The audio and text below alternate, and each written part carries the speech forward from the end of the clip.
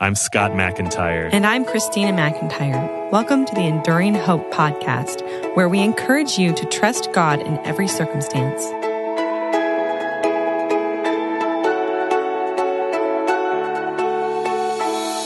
If we're being honest, we don't really see ourselves as God sees us. I've talked with a lot of people who don't feel a great sense of worth. They've bought into the lies that they're unattractive or unlovable or just failures in some way. And holding on to these damaging thoughts about yourself can result in some deep pain. It's easy for others to assume a lot about each of us by the way we look on the outside. And let's face it, most of us aren't models or movie stars. For Scott, though, I think it's even a bit different because he can't see how he looks and he can't see the way other people are looking at him. Every time I'm in a social situation, in fact, I'm kind of putting myself out there in a sense. I don't know whether someone's trying to hug me or shake my hand. And a lot of times I've gone for one while the other person has gone for the other. And that hasn't worked out so well. For me, when it comes to embarrassing moments like this, I have to get right to the heart of the issue. I can either assume the worst and develop a horrible self-image, or I can go to God's word. Let me take us to an Old Testament story to gain God's point of view. The prophet Samuel doesn't think David looks like kingly material. Listen to how God sets him straight. This is 1 Samuel chapter 16, verse 7. For the Lord sees not as man sees. Man looks on the outward appearance, but the Lord looks on the heart. God saw David's heart and his potential. You might not be able to change much about your appearance, but you do have the ability to live a faithful and holy life, which is the essence of true beauty. And that's way more important in God's eyes. You might feel unworthy of God's love or just too far gone to receive Christ's forgiveness, but that just isn't true.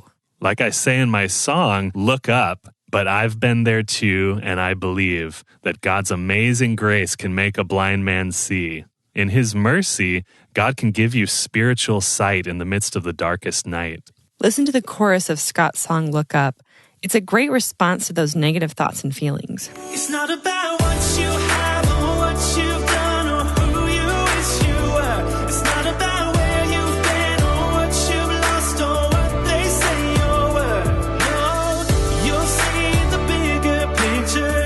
His love will find you when you finally lay your burdens down. Look up.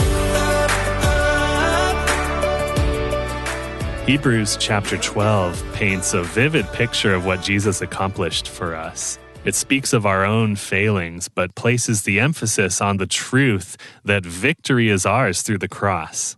In the previous chapter, the writer of Hebrews gives a roll call of biblical heroes who accomplished so much because of their faith in God. That list includes Abraham, Isaac, Joseph, Moses, David, and others. Keep this in mind as we read the first 2 verses of chapter 12. Therefore, since we are surrounded by so great a cloud of witnesses, let us also lay aside every weight and sin which clings so closely, and let us run with endurance the race that is set before us, looking to Jesus, the founder and perfecter of our faith, who for the joy that was set before him endured the cross, despising the shame, and is seated at the right hand of the throne of God. Look to Jesus. That's the core message. When you are weighed down or tripped up, look to Jesus. It's important that we hear the attitude with which Jesus laid down his life for the joy set before him.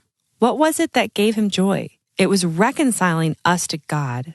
The Son of God lived on this earth, saw the challenges we face, felt the pain we feel, and is now our advocate, seated at God's right hand.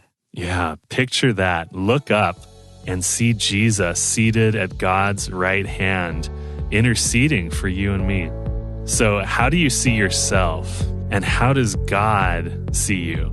God sees you as valuable, priceless, worthy of His Son Jesus Christ, sacrificing His life in order to redeem you. If God sees you this way, and He does, you can begin to see yourself this way too.